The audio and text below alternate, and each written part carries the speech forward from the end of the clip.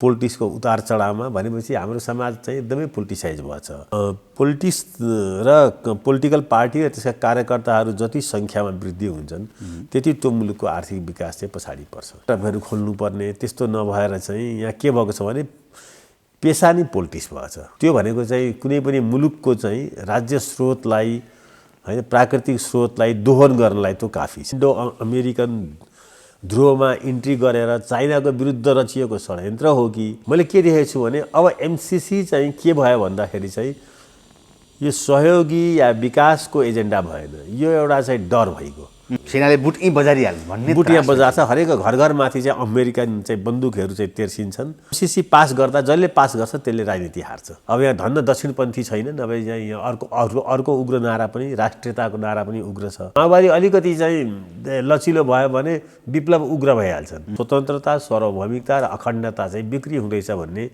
भीम रावलजी लगायतका केही साथीहरूको मान्यता छ एउटा डेमोक्रेटिक पार्टीको। त्यसको लागि उहाँले चाहिँ कोसँग संवाद गर्नुपर्छ भने डाइरेक्ट चाहिँ संसदसँग होइन, पहिला नेपाली जनतासँग। विकासको नारामा साउथ एसियामा कुनै पनि देशमा राजनीति चलेको छैन, भावनाको भरमा चलेको छ। आर्थिक समृद्धिको नाराले राष्ट्रिय निर्वाचन लडिँदैन। त्रुटि चाहिँ अब त्रुटि छ भन्ने कुरा जनतामा पुगिसक्यो नि। आजसम्म संसारमा चाहिँ अमेरिकाले सहयोग गरेको, युरोपले सहयोग गरेको निस्वार्थ होइन। कुनै पनि सहयोग संसारमा कसैले फकटमा गर्दैन।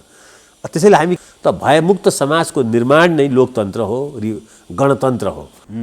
दर्शकहरू तिनीहरूका अनुयायी हुन्छन्, कार्यकर्ता हुँदैनन् नि। आज काङ्ग्रेसमा पनि के छ भने आर्थिक रूपले डरछरुवाहरू चाहिँ नेताको पछि लागेछन् जो आफू उत्पादन गर्न सक्दैनन्। गठबन्धनसँग टुक्रिएपछि उहाँ बाध्य हुनुहुन्छ चुनावमा जानलाई। एमसिसी पास गर्न शेरबहादुरजीले पहिला सुरु एमसिसी पास गर्नुभन्दा पहिले नेपाली जनतालाई कन्भिन्स गर्नुपर्छ। पासै गर्न सक्नुभयो रे एकदम ट्र्यापमै परेर साफै चाहिँ एकदम चाहिँ गर्नै पर्यो भन्दा पनि उहाँले राजनीति हार्नुहुन्छ। तिनै तहको निर्वाचन काङ्ग्रेसले हार्छ। काङ्ग्रेस चाहिँ हिजो अस्ति चाहिँ कोशी बेचुवा, गण्डक बेचुवा होइन ना चाहिँ आरोपबाट थियो भने अब देश बेचुवामा पर्छ फेरि। तर नेपाली काङ्ग्रेसको राजनीति बिग्रिँदैछ। यत्रो सम्भावना बोकेको नेताले नेपाली जनता 3 करोड नेपाली जनतालाई पनि त्यो बुझाउनुपर्छ पहिला। यो विषय पास र फेलको रहेन कि यो राजनीति भयो। केपी ओलीजी नै यो पास गर्न तयार हुनुहुन्थ्यो नि होइन, प्राइम मिनिस्टर हुँदाखेरि। शेरबहादुरजीको त यो त मैले नै ल्याएको प्रोजेक्ट हो, मै हो अमेरिकाको चाहिँ सबभन्दा नजिकको मित्र भर पर्दो भन्ने त उहाँको त क्लेम छ नि। म मान्दिनँ तिनीहरूको पार्टीलाई भनेर। त्यो के अरे माधव नेपालको पार्टी, प्रचण्डको पार्टीको अस्तित्व उहाँले स्वीकार्नु भएको छैन। नेपालमा यो चलिरहन्छ। हेर्नुहोस्, नेपाल विकास हुनेवाला देश छैन। यो धेरै ग्याप भयो। तर मिडियामा हजुर डिमान्ड चाहिँ भइरहेको छ, विभिन्न टेलिभिजनदेखि देखिरहेको हुन्छ हामीले। नेपालको राजनीतिका उतार चढावले गर्दा नै यस्तो हजुरले बोल्नुपर्ने बाध्यता भएको हो अथवा के छ? अलिकति विश्लेषण यहाँबाट गरौँ न। होइन हो जस्तो लाग्छ मलाई यो अहिले पनि हामी कुरा गर्दै थियौँ, यो राजनीति मात्रै कुरा गर्दा गर्दा दिगदार लागिसक्यो कि। अब अलिकति अर्थतन्त्रको बारेमा होइन, मुलुकको समृद्धिको बारेमा, मुलुक चाहिँ लिनुपर्ने आर्थिक नीतिहरूको बारेमा छलफल गर्न पाए अब पोलिटिकल एउटा सेटलमेन्ट भएर अब मुलुकमा रोजगारी कसरी सृजना गर्ने होइन, मुलुकमा इन्भेस्टमेन्ट कसरी ल्याउने, मुलुकमा करप्सन कसरी चाहिँ ठिक होला छैन। खालि के छ भन्दाखेरि चाहिँ अब काङ्ग्रेसको आयो, काङ्ग्रेसको महाधिवेशन, एमाले आयो, एमालेको महाधिवेशन, शेरबहादुरले जित्ने कि हार्ने, खड्ग ओलीको पार्टीमा एकाधिकार भयो, प्रचण्डले अब के गर्छ। मतलब हाम्रो यो सारा चाहिँ समाजको सेन्ट्रिक चाहिँ केन्द्रमा चाहिँ के छ भने हामीले नेताहरूलाई राख्यौँ, हाम्रो नीतिहरू नराखेको हुनाले फेरि मान्छेले चाहिँ म कहिलेकाहीँ यसो आर्थिक अर्थ राजनीतिमा पनि लेख्थेँ पहिला। कहिले काठमाडौँ पोस्टमा लेख्थेँ, कहिले कान्तिपुर या नयाँ पत्रिका यस्तो लेख्थेँ पहिला। तर खासै मान्छे पाठक पनि नपाइँदो रहेछ त्यसमा। पाठक पनि के छ भन्दाखेरि चाहिँ यही पोलिटिक्सको चाहिँ निटिगिटीमा, पोलिटिक्सको उतार चढावमा भनेपछि हाम्रो समाज चाहिँ एकदमै पोलिटिसाइज भएको छ। अब अहिले मैले देखेको चाहिँ सबभन्दा ठुलो कुरा के छ भने पोलिटिक्स र पोलिटिकल पार्टी र त्यसका कार्यकर्ताहरू जति सङ्ख्यामा वृद्धि हुन्छन् त्यति त्यो मुलुकको आर्थिक विकास चाहिँ पछाडि पर्छ। अहिले त्यही भइरहेछ नेपालमा त्यही भएको। अब धेरै ठुलो चाहिँ सङ्ख्या चाहिँ अब बेरोजगारहरूको सङ्ख्या अब पोलिटिकल पार्टीहरूले त्यसलाई दिइरहेका छन्। अब त्यसले गर्दा के हुन्छ भने अब धेरै ठुलो सङ्ख्यामा मान्छे पोलिटिक्समा लाग्दाखेरि चाहिँ ती त अनुत्पादक चाहिँ त्यो चाहिँ जमात हो होइन, त्यसले उत्पादन त केही गर्दैन। त्यसले के गर्छ भन्दाखेरि चाहिँ करप्सन गर्नु पर्यो, त्यसले नेताहरूसँग पैसा लिनु पर्यो, नेताहरूले पैसा दिँदाखेरि चाहिँ त्यही अनुसारको चाहिँ आफ्नो जीवनचर्या हुने भयो, त्यसले राज्यको स्रोत र साधनमाथि क्याप्चर गर्छ हैन। त्यसले गर्दा नेपाल चाहिँ यो पोलिटिकल ट्र्यापमा परेको छ। एउटा डेमोक्रेसीको नाममा चाहिँ जुन एउटा उत्पादनको क्षेत्रमा मान्छेहरूको रुचि हुनुपर्ने हो हैन, इन्डिभिजुअलहरूले चाहिँ अब फ्याक्ट्री खोल्नुपर्ने हैन, स्टार्टअपहरू खोल्नुपर्ने, त्यस्तो नभएर चाहिँ यहाँ के भएको छ भने पेसा नै पोलिटिक्स भएको छ। कति लाख मान्छे होला नि यहाँ पोलिटिक्सबाट चाहिँ घर परिवार पाल्ने, तपाईँ कल्पना गर्न सक्नुहुन्न। त्यो भनेको चाहिँ कुनै पनि मुलुकको चाहिँ राज्य स्रोतलाई हैन, प्राकृतिक स्रोतलाई दोहन गर्नलाई त्यो काफी छ। त्यसले गर्दा अब हाम्रो कुराको स्टार्टिङमा हामी फेरि पनि पोलिटिक्सतिरै इन्ट्री गर्छौँ हैन। आर्थिक नीतिहरू, सामाजिक पोलिटिकल ट्र्यापको कुरा त हजुरले गर्नुभयो, त्यस्तै पोलिटिकल ट्र्याप हो, सामाजिक ट्र्यापहरू धेरै छन् हैन। अब यसको चाहिँ बारेमा यसको छलफल बहसहरू, गम्भीर चिन्तनहरू हुन सकिरहेको छैन। आचार्य, जस्तै पोलिटिकल ट्र्यापको कुरामा नेपालको राजनीति अहिले एउटा ट्र्यापमा परे जस्तो छ। यसलाई अलिकति गहन विश्लेषण गर्नु पनि पर्ने छ, मान्छेले बुझेका छन् बुझेका छैन। यो एमसिसीमा ट्र्यापमा परेको छ अहिले पोलिटिकल ट्र्याप। अनि एमसिसी चाहिँ यो पोलिटिकल नारामा फसिगएको छ। एमसिसीको 2-3टा डाइनामिक्स हो। यो विकास हो कि, यो सहयोग हो कि, यो हाम्रो सोभरेन्टी माथिको चाहिँ अतिक्रमण हो कि हैन, यो स्वच्छ हो कि हैन, या यो चाहिँ के छ भन्दाखेरि चाहिँ नेपाल चाहिँ अमेरिकन चाहिँ इन्डो अमेरिकन ध्रुवमा इन्ट्री गरेर चाइनाको विरुद्ध रचिएको षड्यन्त्र हो कि, यो के हो भन्ने कुरामा चाहिँ यो पहिलोपल्ट यो एउटा चाहिँ विकासको रूपमा आएको भनिएको एमसिसी अहिले नेपाली जनमानसमा मेची महाकाली, म यसबीचमा चाहिँ काङ्ग्रेसको महाधिवेशनको सन्दर्भमा र त्योभन्दा अगाडि पनि 1-2वटा सन्दर्भमा मेरो आफ्नै केही प्रोफेसनल कामहरू पनि छन्, त्यो सन्दर्भमा म चाहिँ गड्डा चौकीदेखि लिएर कागरभिट्टाको चाहिँ त्यो भन्सारसम्म म पुगेको थिएँ हैन, 20औँवटा जिल्ला हिँड्दै। मैले के देखेको छु भने अब एमसिसी चाहिँ के भयो भन्दाखेरि चाहिँ यो सहयोगी या विकासको एजेन्डा भएन, यो एउटा चाहिँ डर भइगयो। गाउँघरदेखि, गाउँघरको चिया पसलदेखि एउटा हलो जोत्ने किसानसम्म र मध्यमवर्गीयदेखि लिएर यो माथिल्लो उचाइसम्ममा चाहिँ एउटा न्यारेटिभ के डेभलप भएको छ भने एमसिसी पास गर्ने भनेको अमेरिकन सेना नेपालमा, सेनाले बुट यहीँ बजारिहाल्छ भन्ने, बुट यहाँ बजार्छ। हरेक घर घरमाथि चाहिँ अमेरिकन चाहिँ बन्दुकहरू चाहिँ तेर्सिन्छन्, अमेरिकन ट्याङ्कहरू आउँछन्। अब यो यो यो यो मनोवैज्ञानिक त्रासबाट नेपाली जनतालाई मुक्त नगरी एमसिसी पास गर्दा जसले पास गर्छ त्यसले राजनीति हार्छ। एमसिसीमा के छ भन्ने कुरा मैले पढेको छु हैन, मैले पढेको छु। त्यो चाहिँ करिब सबै 146 पेज जति हामी केही साथीहरूले पढेर पनि छलफल गऱ्यौँ। एमसिसी भन्दा पनि खराब चाहिँ एमसिसीहरू थुप्रो पास भएको छन् नेपालमा। बाइलेटरल एजेन्सीहरूमा, मल्टिलेटरल एजेन्सीहरूमा पनि थुप्रै कन्डिसनहरू चाहिँ खराबमाथि खराब पनि छन्। तर यो एउटा यस्तो पहिलो नेगोसिएसन हो जो चाहिँ पार्लियामेन्टमा गएर मात्रै पास हुने भनेको हुनाले यत्रो चर्चा पाएको छ हैन। यो राम्रै पनि भएको छ। नेपालमा विदेशी लगानीले विकास गर्दैन भन्ने मान्यता छ।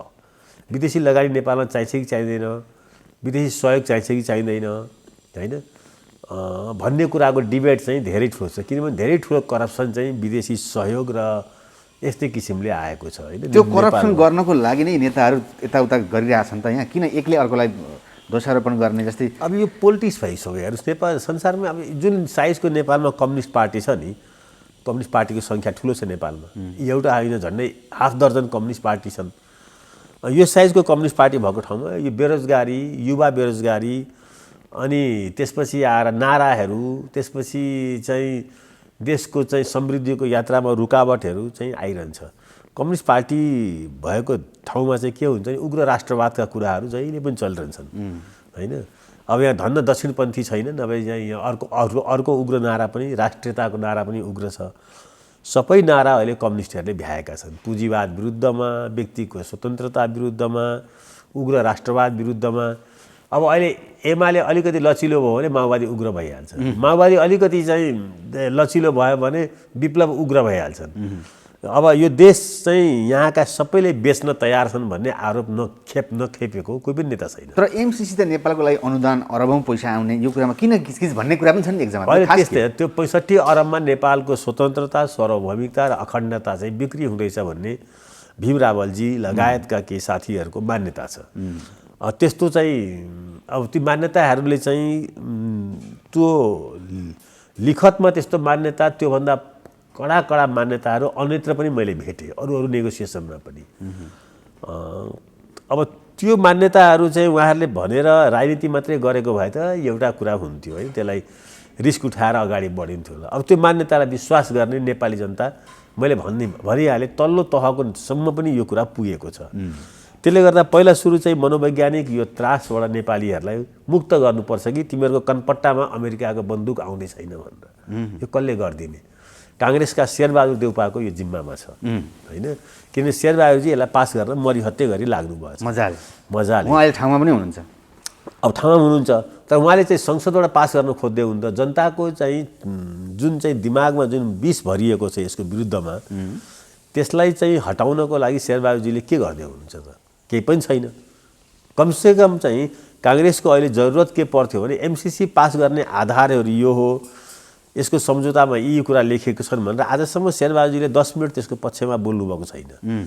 अब यो देशको एउटा डेमोक्रेटिक पार्टीको नेता होइन, जसले चाहिँ जनतालाई भरोसा र विश्वास दिनु पर्दछ कि यो देशको स्वतन्त्रता, सार्वभौमिक सत्ता र अखण्डता चाहिँ हामी किमार्थ पनि कसैको चाहिँ कुनै सम्झौताबाट यो हामी गर्दैनौँ भनेर। तर अब हाम्रो देशको प्रधानमन्त्री फेरि भर्खर काङ्ग्रेसको सभापति हुनुभएको छ। म धेरै विरोध पनि गर्न चाहन्न, किनभने काङ्ग्रेस जनले भर्खरै चाहिँ उहाँलाई रिम्यान्डेट दिएका छन्। तर प्रधानमन्त्रीको दायित्व यो हो नेपाली जनतालाई डरबाट मुक्त गर्ने होइन, एउटा डेमोक्रेटिक पार्टीको। त्यसको लागि उहाँले चाहिँ कोसँग संवाद गर्नुपर्छ भने डाइरेक्ट चाहिँ संसदसँग होइन, पहिला नेपाली जनतासँग संवाद गर्नुपर्छ कि म तपाईँहरूलाई यी कुराहरू छन्, यसमा प्रावधान, म शेरबहादुर देउपा जो 5 पल्ट प्रधानमन्त्री भएको छु, फेरि चाहिँ अहिले सभापति भएको छु काङ्ग्रेसमा, तपाईँहरूले डराउनु पर्दैन। यसमा भएका प्रावधानहरूको बारेमा मैले यो हेरेँ, यहाँ यस्ता यस्ता प्रावधानहरू छन् र यो नेपालको समृद्धि र उन्नतिको लागि यो चाहिँ ठिक छ, म यसलाई संसदबाट पास गर्न गइरहेको छु भने अब त्यो उहाँले चाहिँ कन्भिन्सिङ पाराले उहाँको टिमले चाहिँ नेपाली जनतालाई बुझाउन सक्नु पर्यो। हामी अब यसको तह चाहिँ के छ भन्दाखेरि चाहिँ यो कुनै ब्युरोक्रेट्सले या अर्थ मन्त्रालयको सचिवले या चाहिँ के छ भन्दाखेरि चाहिँ अब पुरञ्जन आचार्यले या अहिलेको अर्थमन्त्री जनार्दन शर्माले यसलाई पास गर्नुपर्छ भनेर बुझाएर यो नेपाली जनताको भयमुक्त वातावरण बन्दैन। यो एमसिसी पास गर्ने हो भने अब मुलुकको प्रधानमन्त्री अगाडि आएर फ्रन्ट लाइनमा आएर यसलाई पास गर्नुपर्ने आधारहरू यी हुन्, यसमा लेखिएका यी कुराहरू छन् र यो चाहिँ यसबाट आउने चाहिँ जुन चाहिँ लगानी छ, पैसा छ 65 अरबको, यसले नेपालको पूर्वाधार विकासमा यो सम्भावनाहरू बोकेको छ, यसले नेपालको समृद्धिमा यी कुराहरू सहयोग गर्छ भनेर उहाँले भन्न सक्नुभयो र नेपाली जनताले उहाँलाई पत्यायो भने मात्रै पास हुन्छ। यो नभए उहाँले अहिले पास गर्नुहुन्छ, अब आउने 3 तहको निर्वाचनमा यही नारामा उग्र राष्ट्रवादको नारा आउँछ, अमेरिकी साम्राज्यवादको विरुद्धमा नारा घन्किन्छ होइन, र चाहिँ के छ भन्दाखेरि चाहिँ नेपाली काङ्ग्रेस उहाँको नेतृत्वमा फेरि चाहिँ रसातलमा पुग्छ। यो पक्का छ। राजनीति, केन्द्रीय राजनीति या सङ्घको राजनीति स्थानीय निकायको र चाहिँ प्रदेशको जस्तो हुँदैन। त्यो चाहिँ 1, 2, 3वटा न्यारेटिभ्सहरूमा चाहिँ लडिन्छ। त्यसमध्ये चाहिँ अहिले पनि नेपालमा राष्ट्रवादको चर्को नारा दिने मानिसहरूले के गर्छन् भन्दाखेरि चाहिँ चुनावलाई चाहिँ देखिरहेको छु मैले होइन, जस्तो चाहिँ ओलीजीले गर्नुभयो होइन। अब त्यस्तै अहिले त्यसमा थप भयो भने एमसिसी अहिले चाहिँ शेरबहादुरजीको नेतृत्वमा पास भयो भने मैले यहाँ विकास ल्याएँ भनेर चाहिँ उहाँले चाहिँ त्यो विकासको नारामा चाहिँ आफ्नो राजनीति जोगाउन सक्नुहुन्छ। विकासको नारामा साउथ एसियामा कुनै पनि देशमा राजनीति चलेको छैन, भावनाको भरमा चलेको छ। इन्डियाकै चाहिँ कुरा गर्ने हो भने इन्डियामा 8%, 10% ग्रोथ गर्ने चिफ मिनिस्टरहरू सबैले चाहिँ चुनाव प्राय हारेकै छन् होइन। इन्डियन नेसनल कङ्ग्रेसले नरसिम्हा रावले चाहिँ क्लिन इमेज दिएर पनि होइन, पछि मनमोहन सिंहले त्यसलाई कन्टिन्यू दिएर पनि चुनाव हारेकै छन्। नेपाल जस्तो देशमा, इन्डिया जस्तो देशमा, बङ्गलादेश जस्तो देशमा आर्थिक समृद्धिको नाराले राष्ट्रिय निर्वाचन लडिँदैन होइन। त्यसैले एमसिसी पास गर्दाखेरि अगर यसमा चाहिँ कहीँ कुनै किसिमको त्रुटि भयो भने होइन, त्रुटि चाहिँ अब त्रुटि छ भन्ने कुरा जनतामा पुगिसक्यो नि। यो कुरा एमसिसी मैले भनिहालेँ, एमसिसी पास हुँदाखेरि अमेरिकन सेना आएर सबै नेपालीको कनपट्टामा चाहिँ राइफल तान्छ भन्ने यो एउटा मेसेज चाहिँ गएछ। हाम्रो देश बिकिहाल्छ भन्ने पनि गएछ होइन। हामी चाहिँ पराधीन हुन्छौँ, हाम्रो देशको चाहिँ हिसाब किताब पनि अमेरिकाले खोज्छ इन्डियासँग जे कुरामा पनि सहमति लिनुपर्छ भन्ने चाहिँ यस्तो न्यारेटिभ्सहरू डेभलप भएको छ कि चाहिँ त्यो न्यारेटिभ्सहरूलाई काट्नको लागि चाहिँ शेरबहादुर देउपाले अब पार्टी सभापतिको हैसियतले र प्रधानमन्त्रीको हैसियतले अगाडि आएर चाहिँ उहाँले बोल्नु भएन भने चाहिँ नेपाली काङ्ग्रेस चाहिँ रसातलमा। अब यसमा चाहिँ हजुरले धेरै अध्ययन गर्नुभएको छ एमसिसीमा, बाबुरामको पालामा माओवादीले ल्याएको भन्ने एउटा कुरा छ यो, अनि उहाँहरू केही बाबुरामले त सधैँ कुनै संशोधन बिनै पास गर्नुपर्छ भनेर अझै पनि भनिरहनु भएको छ। अब त्यही बाबुरामजीको राजनीति बिग्रिँदाखेरि जुन बिग्रि पनि रहेको छ, पास गर्नुपर्छ कि पर्दैन, मैले पनि पढ्दाखेरि चाहिँ यो पास गर्नु नपर्ने म केही कारण देख्दिनँ। पास गर्नु नपर्ने कारण चाहिँ म पनि देख्दिनँ। तर मैले नदेखेर के भयो त, नेपाली जनताले यो माथि चाहिँ अविश्वास गरिसके। नेपाली जनताले चाहिँ मैले भनेको र बाबुरामजीले भनेको पत्याउँदैनन्। बाबुरामजीलाई देश बेचुवा, यो चाहिँ भारतीय दलाल एजेन्ट भनेर भनिसके। हुनु पनि त होइन, कुनै हातमा होइन। मलाई कोही नेपालको नेताहरू, नेपालका राजनीतिज्ञहरू चाहिँ कसैको दलाली गर्नुपर्छ जस्तो मलाई लाग्छ। तर बाबुरामले त ट्याग लाए नि, किन कसरी आयो? होइन, अब ट्याग त कसलाई लागेन र। तपाईँले पहिलो सुरु पुष्पलाललाई गद्दार भन्ने ट्याग लाग्यो, बिपीलाई चाहिँ देश बेचुवा भन्ने ट्याग लाग्यो, मनमोहन अधिकारी जस्तो त्यागीलाई पनि ट्याग लाग्यो, कृष्णप्रसाद भट्टराईलाई पनि ट्याग लाग्यो। मतलब नेपालको राजनीतिक आन्दोलनमा यस्तो किसिमको उन्मादी ट्याग चाहिँ बाट चाहिँ को बाँचेको छ र? सबैलाई चाहिँ त्यो चाहिँ ट्याग लाएको छ। अब अहिले बाबुरामजीहरूले नि हिजो ट्याग लाउनु हुन्थ्यो भने हिजो विश्वप्रसाद कोइरालालाई, गणेश मानजीलाई या मनमोहन अधिकारीलाई अरूले लगाएको ट्याग होइन नि। अरूले गद्दार, देश बेचुवा, होइन, देशको स्रोत साधन बेचुवा, भारतको एजेन्ट भन्ने ट्याग कसले लगाएको हो? यो प्रचण्ड बाबुरामजीहरूले हो।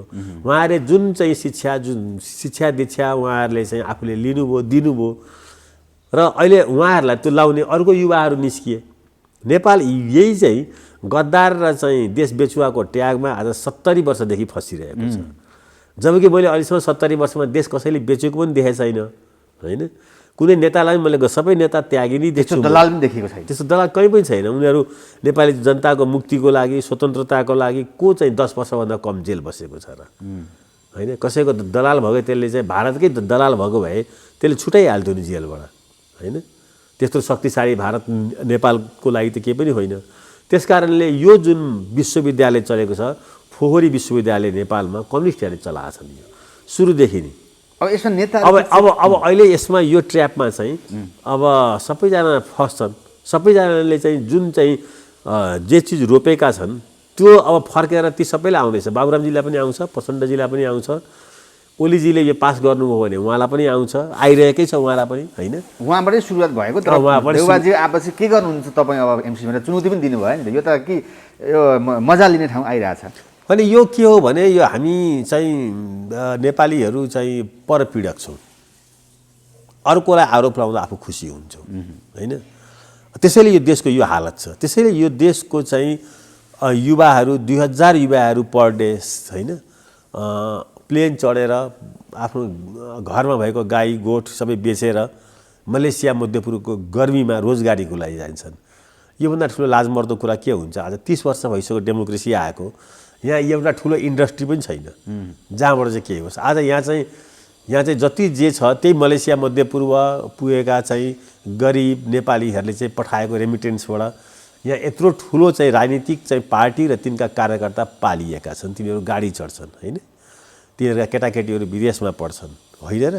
त्यही त हो नि। यो देशको चाहिँ उत्पादनले चाहिँ नेपालको ढुकुटी चाहिँ भरिएको हो र यत्रो ब्युरोक्रेट्सहरू त्यसैबाट खान्छन्। ती बिचराहरूलाई चाहिँ कसैले हेर्दैन, होइन। तिनीहरूको लास डेली यहाँ चाहिँ कैयनको सङ्ख्यामा आइरहेको छ, होइन।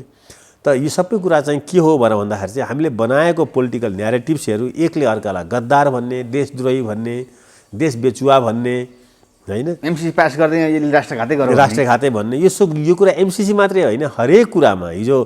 हिजो अब अरुणमा जलस्रोत निकाल्ने कुरामा माधव नेपालजीले त्यही गर्नुभयो, होइन। अनि यस्तो देशमा जहाँ चाहिँ हामीसँग पुँजी छैन, को लगानी गर्न आउँछ? संसारबाट यहाँ लगानी नभइकन कसरी रोजगारी? एउटा कुरा चाहिँ जस्तै फतेमाजी समेत आउँदाखेरि एमसीसीमा किन हत्या गर्छ अमेरिकाले? त्यसो भएदेखि नेपालमा छिटो गर लागु संसदबाट भन्ने चाहिँ किन हो यो वास्तविकता?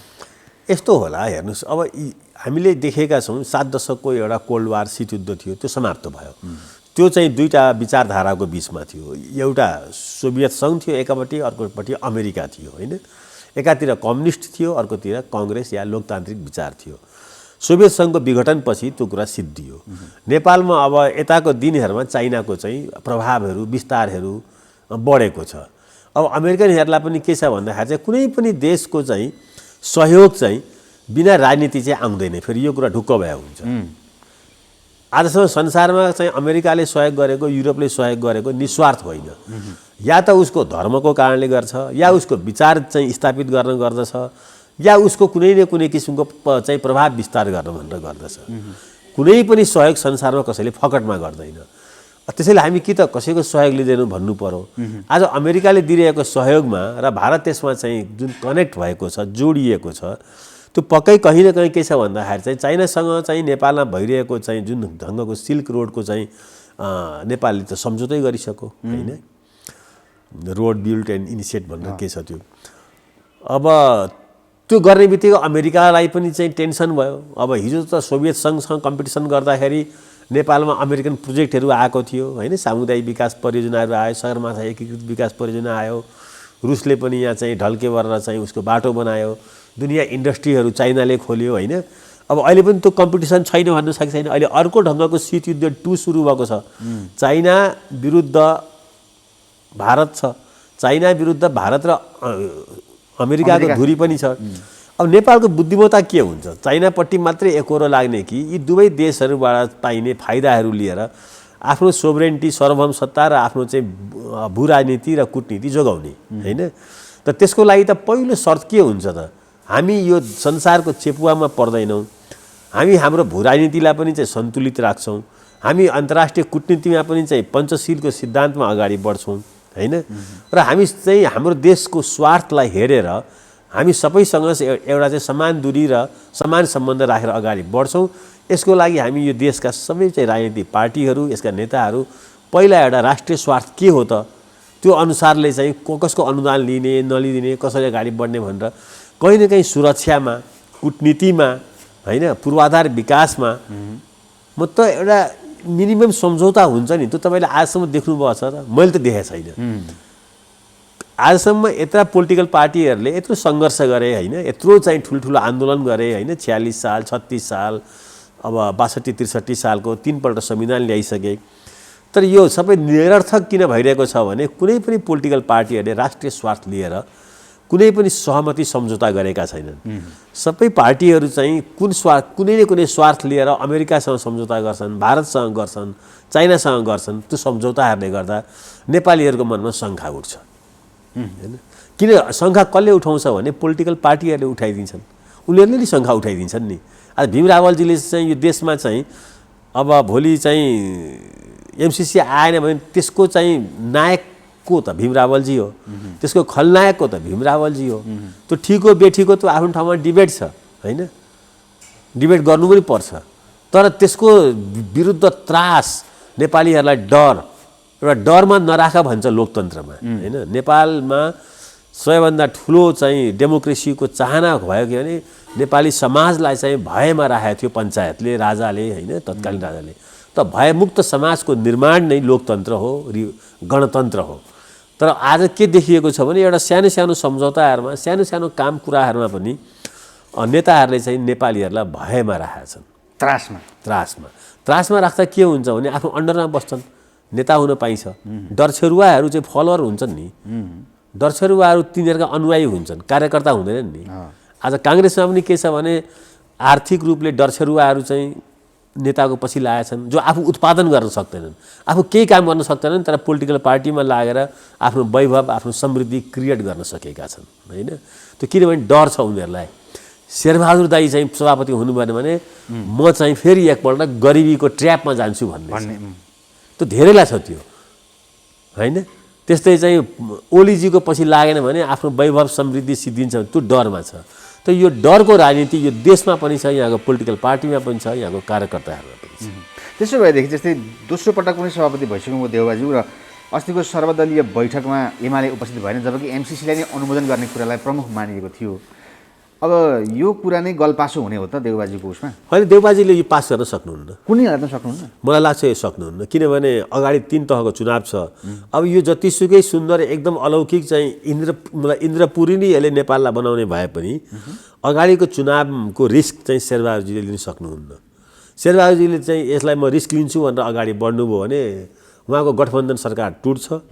गठबन्धन सरकार टुक्रिएपछि उहाँ बाध्य हुनुहुन्छ चुनावमा जानलाई र चुनावमा जाँदा नेपाली काङ्ग्रेस यो आरोप बढ जान्छ कि उहाँले देश बेच्दै हुनुहुन्छ भन्ने आरोप बढ जान्छ र चाहिँ उहाँले यो सक्नुहुन्न। एमसिसी पास गर्न शेरबहादुरजीले पहिला सुरु एमसिसी पास गर्नुभन्दा पहिले नेपाली जनतालाई कन्भिन्स गर्नुपर्छ बाहिर निस्केर होल टिमले। नभए उहाँले एमसिसी पासै गर्नुभयो भने राजनीति हार्नुहुन्छ। त्यो अवस्थामा नेपाल पुगिसक्यो एमसिसीले गर्दा। नेपाल एउटा डरमा प्रवेश गरेको छ। नेपाल एउटा चाहिँ अमेरिकाको चाहिँ ट्याङ्क राइफल सेना नेपालीहरूको घर घरमा गारामा होइन। एमसिसी पास भयो कि नेपाल डुब्यो भन्ने छैन र छ नि सबै कानुनै अमेरिकाको आउँछ भन्ने भइसक्यो नि। नेपालको कानुन लाग्छ नेपाली सेना आउँछ छ त्यसले गर्दा यस्तो न्यारेटिभहरू डेभलप गरिसकेपछि कसरी पास गर्न सक्नुहुन्छ उहाँले। पासै गर्न सक्नुभयो रे एकदम ट्र्यापमै परेर साफै चाहिँ एकदम चाहिँ गर्नै पर्यो भन्दा पनि उहाँले राजनीति हार्नुहुन्छ। तिनै तहको निर्वाचन काङ्ग्रेसले हार्छ यही नारामा हार्छ। त्यसमा के गर्नुपर्छ त देउवाले अब यो अहिले चुनाव अगाडि यसलाई खोल्ने हुँदैन। उहाँले कन्भिन्स गर्नु पर्यो नि। उहाँले एकपल्ट पनि एमसिसीको बारेमा किन पास गर्नुपर्छ भने जनतालाई भन्नुपर्छ कि पर्दैन। काङ्ग्रेस पार्टीले यो आरोप खेप्न सक्छ भोलि। यो एक त यसै पनि नेपाली काङ्ग्रेसलाई सधैँ अराष्ट्रवादी भन्छन्, भारत परस्त भन्छन्, अमेरिकी परस्त भन्छन्, यसले राष्ट्र स्वार्थ हेर्दैन भन्छन् होइन। यताका दिनमा ती न्यारेटिभ्सहरू केही चेन्ज हुँदैछ होइन। अब फेरि चाहिँ ब्याक टु द चाहिँ मङ्गलमान त्यही गियरमा काङ्ग्रेस गयो भने नेपालमा कम्युनिस्ट उन्माद आउँछ। राष्ट्रिय उग्र राष्ट्रवादको नारा चाहिँ घन्किन्छ र काङ्ग्रेस चाहिँ हिजो अस्ति चाहिँ कोशी बेचुवा गण्डक बेचुवा होइन चाहिँ आरोपबाट थियो भने अब देश बेचुवामा पर्छ फेरि पर्दैन र। त्यसले गर्दा मलाई के लाग्छ भने तर मैले पनि जति म पनि अलिकति लेखपढ गर्ने मान्छे नि हो। मैले पनि त पढेको छु त्यो होइन। त त्यहाँ के लेखेको छ र यो सम्झौताले के फाइदा गर्छ अब यसको कुनै माने रहेन। यो राजनीतिक विषय भइसक्यो, यो नाराको विषय भइसक्यो। यो नारालाई यसको खण्डन यसको प्रतिकार गर्नको लागि शेरबहादुरजीले चाहिँ अब पार्लियामेन्टमा बहुमतले पास गरेर मात्रै पुग्दैन। नेपाली जनतालाई कन्भिन्स गर्नुपर्छ। सम्बोधन अब जनताको बिचमा गयो। मैले अघि भने किसानले कुरा गर्छ, चिया पसलले कुरा गर्छ यो कुरा। तर यसलाई चाहिँ चिर्न सक्नु पर्छ। जस्तै भर्खरै महामन्त्रीमा नियुक्त हुनुभएको विजय हुनुभएको गगन थापाले पनि त एमसिसीको बारेमा सपोर्टिभ कुराहरू गर्नुभयो नि त। उहाँ पनि त होइन उहाँ जस्तो युवा र होनहार चाहिँ ओरेटर हो उहाँ होइन। उहाँले पनि के छ भन्दाखेरि एमसिसीको बारेमा म एउटा चाहिँ गम्भीर जिम्मेवारीको पदमा आएको छु होइन। र म चाहिँ के छ भन्दाखेरि चाहिँ एमसिसीको बारेमा मैले पढेको छु। म नेपाली जनतालाई एमसिसीको बारेमा बुझाउनको लागि र बुझाइसकेपछि म चाहिँ उनीहरू कन्भिन्स भयो भने म पार्लियामेन्टमा यसलाई चाहिँ पास गर्नको लागि म आफै प्रस्तावक हुन्छु भनेर पहिला त उहाँले आफ्नो काङ्ग्रेस कार्यकर्ताहरूलाई आम 3 करोड नेपाली जनतालाई बुझाउनु सक्नु पर्यो। उहाँ त नेता हो नि।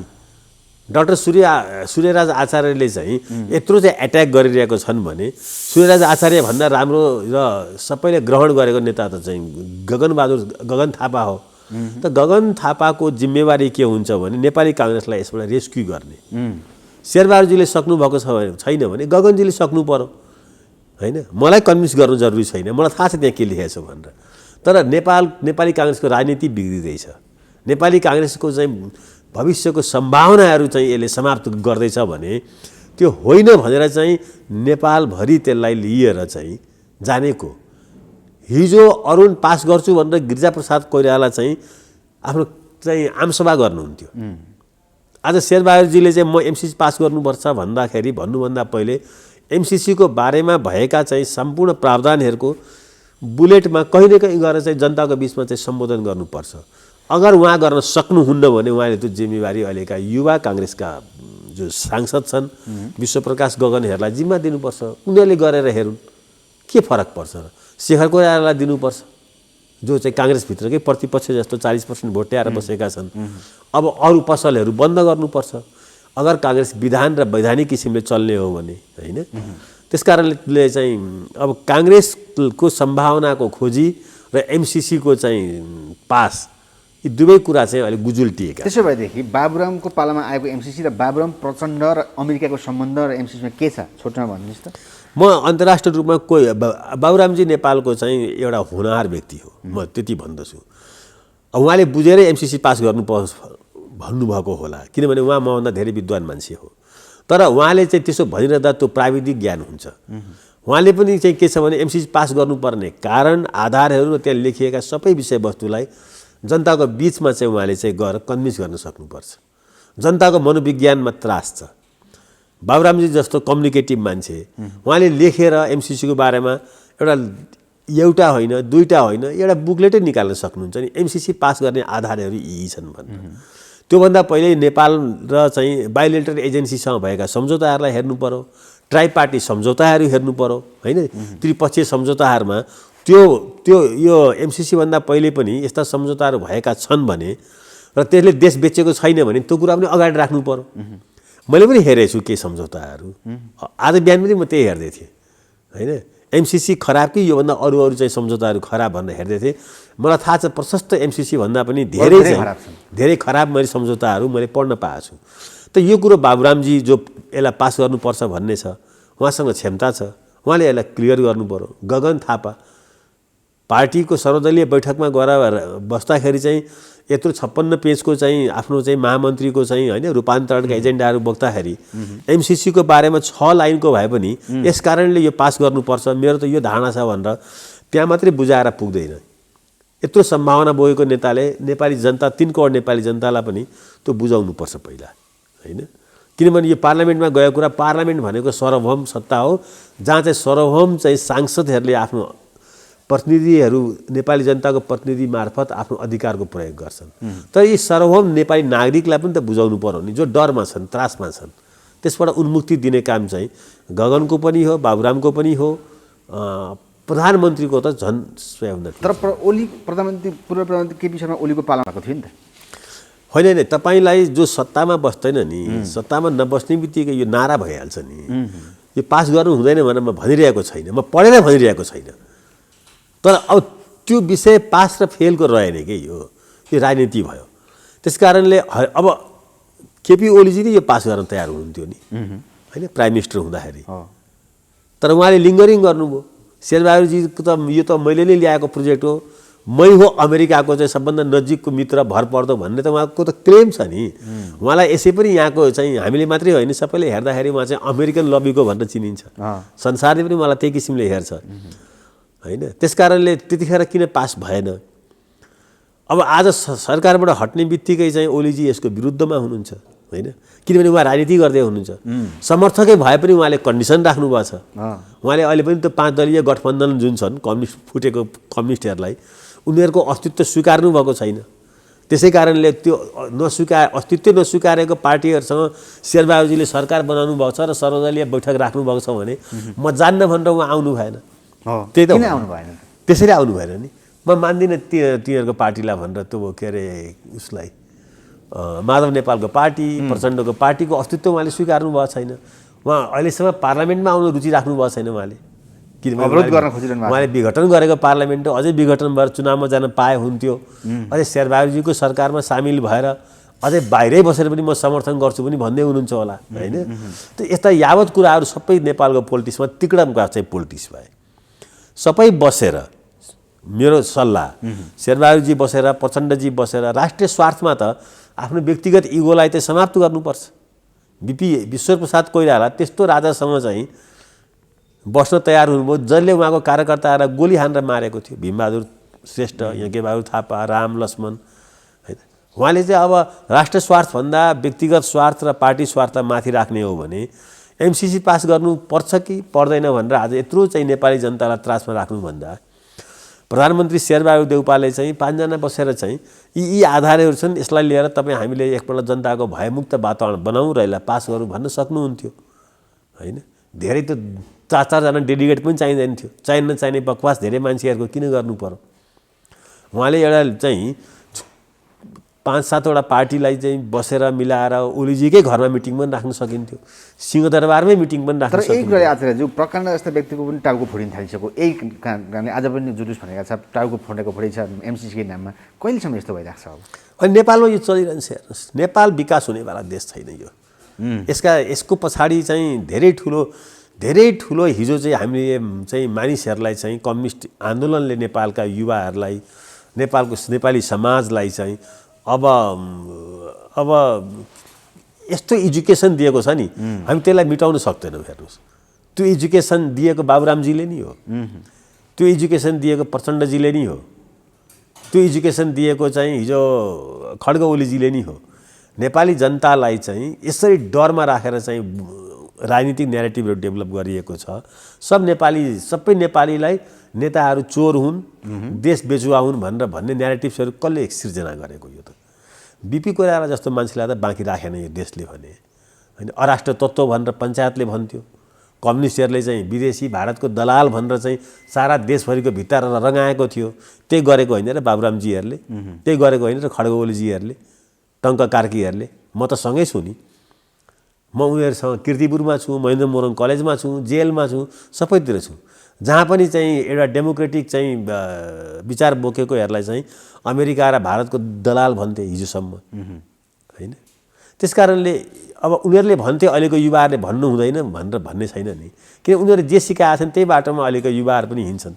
जो यहाँ बस्छन् तिनीहरूले त्यही कुरा गर्छन्, जो यहाँ बस्न सक्दैनन् त्यो मलेसिया मध्यपूर्वमा गएर काम गरेर चाहिँ यहाँका यी चाहिँ पोलिटिसियनहरूलाई चाहिँ खाने बस्ने व्यवस्था गरिदिएछन् पैसा पठाएर। जस्तै रूपान्तरणको कुरा गर्दा गगन थापाको कुरा, यतापट्टि लिङ्कदेनको कुरा गर्दाखेरि के रूपान्तरणको कुरा आएको? लिङ्कदेन जस्तो व्यक्तिलाई अब सम्भावना छ होइन? पार्टी रूपान्तरणको कुरा चाहिँ, पार्टी रूपान्तरणको कुरा किन गर्ने? पार्टी रूपान्तरण भनेको के उद्देश्यको लागि हो? पार्टी रूपान्तरणको एजेन्डा सँगसँगै मुलुक र समाज रूपान्तरणको कुरा पनि हुनु पर्यो नि। पार्टी रूपान्तरण भएर ल हेरौँ अब कति रूपान्तरण हुन्छ। गगन थापा, विश्वप्रकाशहरू, धनराजहरू सबै आए नि त त्यहाँ। पार्टी त रूपान्तरण भयो नि त एक ढङ्गले। समाज रूपान्तरण गर्न सक्छन्, यो मुलुक रूपान्तरण गर्न सक्नु परेन। नेपालमा दुर्भाग्य के छ भने पार्टीको एजेन्डा समाजभन्दा चाहिँ धेरै पछाडि छ, समाजसँग जोडिँदैन। यो पहिला आफू रूपान्तरण हुनु पर्यो, पार्टी रूपान्तरण गर्नु पर्यो, समाजमा त्यसको रिफ्लेक्सन हुनु पर्यो, अनि मुलुकको समृद्धिको यात्रा र रूपान्तरणको यात्रा सुरु हुन्छ। नारा दिएर केही हुनेवाला छैन। जस्तै गणतन्त्र आए पनि राजा र राजसंस्थाको कुरा लिङ्कदेनजीले गर्दाखेरि किन तर्सिए नेताहरू यो बेला? के तर्सिनु पर्ने कारण छैन। त्यो फ्रिली नेपालमा राजा आऊ देश बचाऊ भन्न पनि फ्रिली पाइन्छ, किनभने यो रिपब्लिक हो होइन, यो डेमोक्रेसी हो। आज त फ्रान्स, अहिलेसम्म त फ्रान्समा लुइस 16औँका परिवारहरूलाई ल्याएर 250-300 वर्ष भइसक्यो। 1791, 1800, 1900, 2000 पनि 23 भइसक्यो। 225-30 वर्ष अगाडि चाहिँ फ्रान्सको राज्य क्रान्ति भएको थियो र त्यहाँबाट राजतन्त्र सिद्धिएको थियो। आज पनि त्यहाँ राजतन्त्र ल्याउनुपर्छ भन्ने फोर्स बाँकी नै छ। भन्न जति पनि पाइन्छ र त्यही हो डेमोक्रेसी भनेको, त्यही हो बहुलवाद भनेको। त्यसमा तर्सिनु पर्ने, गणतन्त्रवादी नेताहरू भनाउँदा किन तर्सिँदा रहेछन् त? आफू चाहिँ जनताबाट चाहिँ विस्थापित हुन्छ, फेरि हिजोको राजतन्त्र आयो भने आफूलाई चाहिँ सिद्ध्याउँछ भनेर त्यसको लागि त आफूले राम्रो काम गर्नु पर्यो नि। राजतन्त्र म मान्दिनँ, म गणतन्त्रवादी हो पुरै। व्यक्तिगत रूपमा भन्नुहुन्छ भने म आजदेखि होइन, मैले पढेर बुझेर मलाई रिपब्लिक धेरै मनपर्छ होइन। किताबै पढेर ज्ञानैले म राजनीतिक चेतनाले म एउटा रिपब्लिकन हुँ प्योर। मलाई कुनै पनि हालतले जन्मको आधारमा कोही राजा हुनुपर्छ, जन्मको आधारमा कोही सर्वश्रेष्ठ ब्राह्मण हुनुपर्छ होइन, या उच्च कुलको हुनुपर्छ भन्ने यसमा मेरो विश्वासै छैन, जिरो होइन। तर पनि के छ भन्दाखेरि चाहिँ म यो कुरा के भन्दछु भने कसैले राजा आऊ भन्छ भने होइन, त्यो भन्न पाउनुपर्छ। तर लिङ्कदेनले जित्दाखेरि माधव नेपाल, ओली प्रचण्डहरू चाहिँ अलिक डराउँदा छैन? कमल थापासँग अलिक नजिक सजिलो हुन्थ्यो कि काम गर्न? के रहेछ? होइन, लिङ्कदेनले जितेको भनेको नेपालमा अब राजनीतिक पार्टीहरूमा दबाव सिर्जना भएको छ। लिङ्कदेनले जितेकोले मात्रै डराएको होइन नि, काङ्ग्रेसका चाहिँ पुराना दिग्गज खेलाडीहरू जसले काङ्ग्रेस पार्टी कब्जा गरेका थिए तिनीहरू पनि डराए नि। गगन थापाले, विश्वप्रकाशले, धनराजले, यी सबै नयाँ अब माथि पदाधिकारीहरूमा 2 जना त पुरानो आयो नि, शेरबहादुर र पूर्णबहादुर खड्का, बाँकी सबै नयाँ आएको छन्।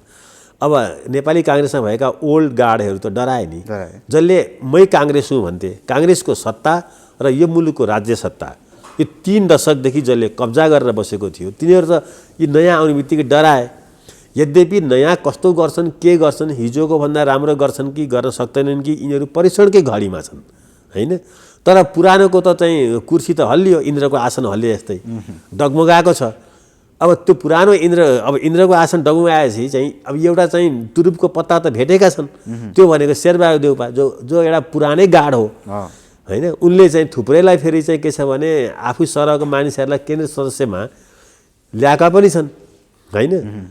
अब शेरबहादुर देउपा यी सबैको चाहिँ पुरानाहरूको चाहिँ एक छत्र नेता हुन्छन्। यिनीहरू शेखर कोइरालालाई नेता मान्न तयार हुँदैनन् होइन, किनभने उनी नयाँ हुन्।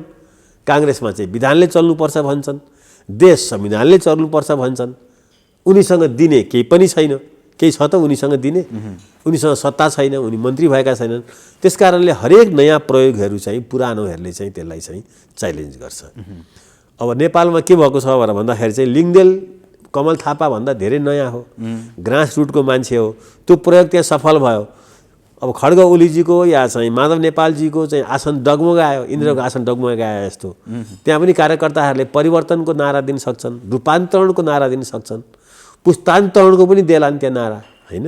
त्यसले गर्दा लिङ्गदेल त जस्तो त भयो भने कमल थापा जस्तो फ्युडल होइन एउटा भारदार परिवारको मान्छे पनि चाहिँ एउटा सामान्य मान्छेसँग हार्दो रहेछ भने होइन।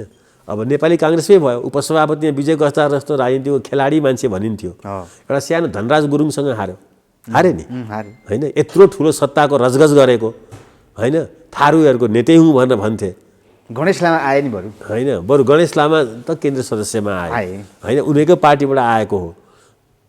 यहाँ त गठबन्धनले हार्ने गणेश लामाले जित्ने भन्ने कुरा पनि आयो होइन। अब गणेश लामाहरू जस्तो थुप्रो आउँछन्, त्यसमा चिन्ता गर्नु पर्दैन। काङ्ग्रेस पार्टीमा महेश आचार्य पनि चाहिँ अब अड्दैनन् होइन।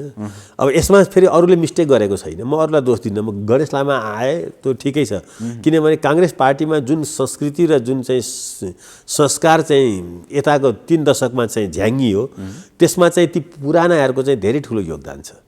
व्यक्तिगत रूपमा रामको थियो कि थिएन, श्यामको थियो कि थिएन थाहा छैन मलाई, तर धेरैको के छ भन्दाखेरि चाहिँ यस्तै यस्तै मानिसहरूलाई जोसँग पैसा छ, जोसँग गुन्डागिरी गर्ने क्षमता छ, राजनीतिमा काङ्ग्रेसमा धेरै असल मानिसहरूले राजनीति छोडिसके।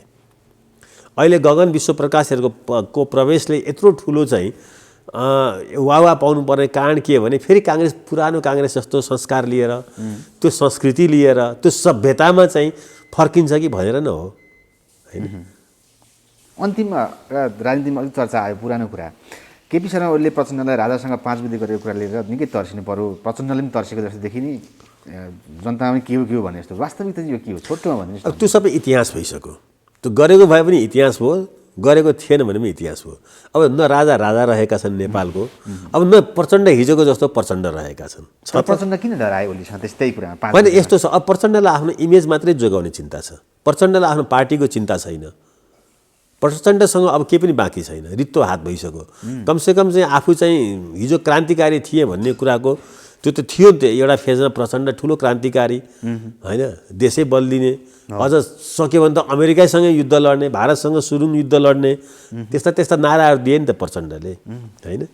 अब उनको नाराहरूमा चाहिँ नेपालका युवाहरू पछि पनि लागे, त्यत्रो 17,000 मान्छे मर्नुपर्ने परिस्थिति आयो। अब प्रचण्ड ती आफ्नो इतिहासका ती कालखण्डहरूमा गरेका असल कामसँग पनि डराउँछन्, गलत कामसँग पनि डराउँछन्, किनभने उनीसँग भविष्यलाई लिएर नेपालको राजनीतिमा जोडिने कुनै पनि एजेन्डा छैन। प्रचण्डको समस्या के हो भने उनी आफ्नो कि चिहान खन्दैछन् आफ्नो इतिहासबाटै, त्यसै कारणले कसैले के भनिदियो भने डराउँछन्। होइन र हो भन्ने कुराको अब प्रष्टीकरण दिइरहनु भन्दा पनि राजा पनि इतिहासको चाहिँ एउटा चाहिँ पुस्तकमा सीमित हुँदैछन्, नेपालको राजतन्त्र होइन। प्रचण्डको चाहिँ माओवादी जनयुद्ध पनि अब ठिक थियो बेठिक थियो, त्यो पनि अब एउटा इतिहासमा गयो। नसकेको कुरा के हो भन्दाखेरि चाहिँ प्रचण्डले अहिलेको नेपालको राजनीति, नेपाली समाज होइन, भविष्यको नेपाली समाजको यात्रा, राजनीतिक यात्रालाई फिटिक्कै बुझ्न सकेका छैनन्। सबैभन्दा ठुलो नेपालको राजनीतिमा कुनै पार्टीको काठमाडौँकरण भएको छ या सुविधाकरण भएको छ भने त्यो पुष्पकमल दाहालको पार्टीको भएको छ। कसरी? यसले रोल्पा बिर्सियो, रुकुम बिर्सियो होइन। यसले सिन्धुलीको चाहिँ त्यो चाहिँ गाउँहरू, गोर्खाका गाउँहरू, तराईका सिराहरू यो सबै बिर्सेर पुष्पकमल दाहालजी प्रधानमन्त्री नहुँदा पनि सबभन्दा बढी बालुवाटार जानलाई चाहिँ इच्छा गर्नुहुन्छ। उहाँलाई खुब रमाइलो लाग्छ कुम हल्लाएर बालुवाटार बस्नलाई। मलाई चाहिँ के विश्वास थियो भने अब अस्ति चाहिँ खड्ग ओलीजीबाट धक्का खाइसकेपछि होइन पार्टी छुटिसकेपछि उहाँले अब आफ्नो पार्टीलाई फेरि नयाँ ढङ्गले चाहिँ रिबिल्डिङ गर्नुहुन्छ भन्ने मलाई चाहिँ लागेको थियो। मैले तपाईँहरूकै टेलिभिजन मार्फतबाट पनि उहाँलाई यस्तै किसिमको सल्लाहहरू दिएको थिएँ।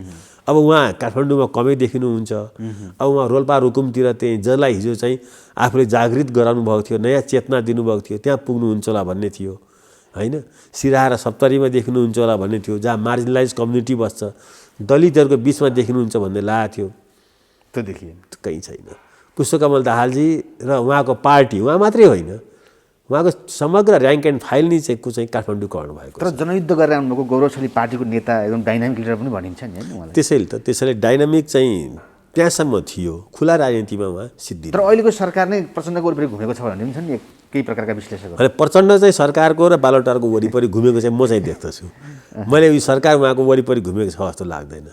लागेको छ भने पनि यो सरकारले कुनै चाहिँ त्यस्तो राम्रो काम गरेको छ भन्ने मलाई लाग्दैन। त्यसको अंशियार उहाँ पनि हुनुहुन्छ होइन।